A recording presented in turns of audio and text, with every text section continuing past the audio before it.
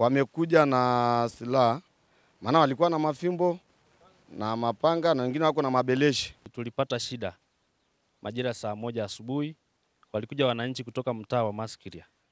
Walikuja na mapanga, walikuja na mabeleshi. Hali ya sitofahamu imetokea katika mtaa wa Engavement katika kata ya Terrat mkoani Arusha baada ya wananchi kushikiana silaha kama vile mapanga pamoja na fimbo kwa madai ya kwamba wananchi wa mtaa wa Maskiria waliotoa kifusi cha mchanga kilichowekwa barabarani kwa ajili ya kuzuia maji yasiende kwenye makazi ya watu pamoja na shule ndio sababu iliyopelekea wananchi hao kushikiana silaha hizo, huku wakidai kuwa maji hayo yamekuwa yakiingia kwenye makazi yao. Baada ya hali hiyo kutokea, mtendaji wa kata aliwatuliza wananchi hao pamoja na kuitisha kikao, huku wakiomba serikali kuweka mitaro katika barabara hiyo kuepusha migogoro. Kwa majina naitwa Isaya Simon Molel, natokea kata ya Terrat mtaa wa Engavement, ambaye ni balozi wa shina namba 2. Kero yetu kubwa, jana tulipata shida majira saa 1 asubuhi, walikuja wananchi kutoka mtaa wa Maskiria.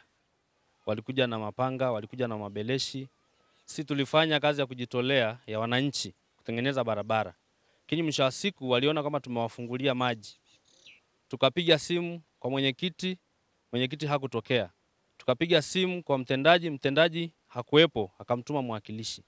Hasa kilichotokea pale, ile sehemu ambayo tumetengeneza, wale jamaa walikuja wakabeba ile kwaru wakaisambaza nyingine barabarani.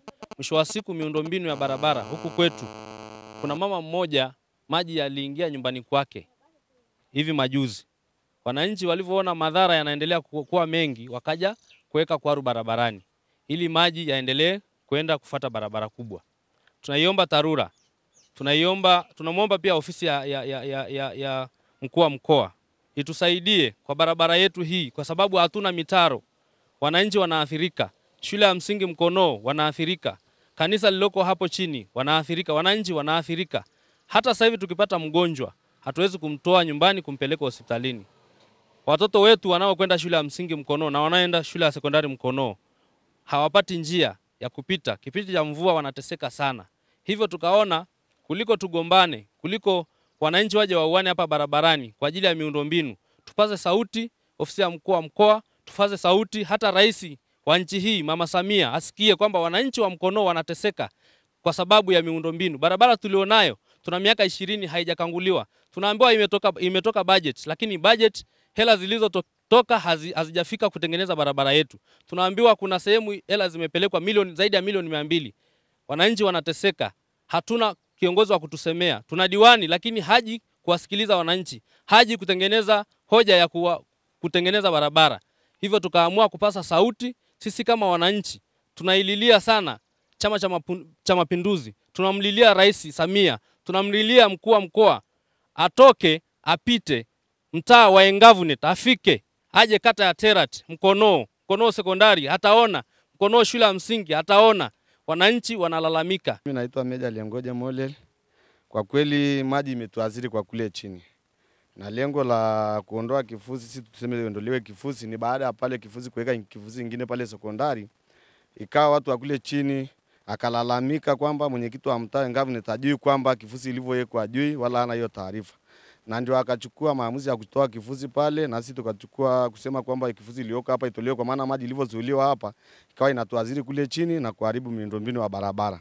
Kwa hiyo ikafikia lengo la kuondolewa hii kifusi, ikabidi tuendelee hivyo kuondoa kifusi ili tuweze maji iweze kugawana, inayepita hapa ipite hapa, inayepita pale ipite pale.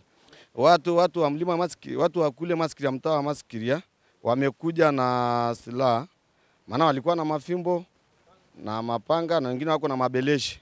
Lakini bahati nzuri mwenyekiti wa huko Maskiria alikuwepo na mtendaji wa kata akaagiza mwakilishi aje angalie ile swala, na swala lilivyopitishwa kwamba hata mtendaji akasema hii kifusi iondolewe hapa mlivyoweka, na ndio tukakubaliana hivyo kuondolewa. Na mwenyekiti kawa vita haijatokea, hamna mtu aliyepigwa wala vita haijatokea yote. Tukakubaliana hivyo kuondoa kifusi bila kugombana, kwa maana sisi ni ndugu moja na tunajenga kata moja, tukakubaliana hivyo. Kwa hiyo ndio ilikuwa hivyo.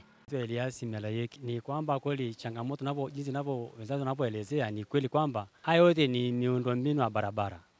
Kwa maana kwamba kama ingekuwepo kuna sehemu ya culvert maji kupeleka sehemu pembezoni, singetokea hali ya kugombana. Sababu ukiangalia sasa hivi hii sehemu ambayo kinafunguliwa kinachotwa mwara. Hii mwara ilikuwa inasaidia kuzuia angalau hii njia ya watoto waweze kupitia kwa urahisi. Maana hakuna lango lingine tofauti na hii. Watoto wa shule wanatumia njia peke yake.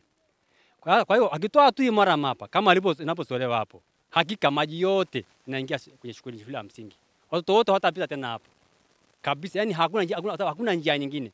Sasa watu ukiangalia ni muhimu sana tuangalie pia masuala ya taasisi ya watoto.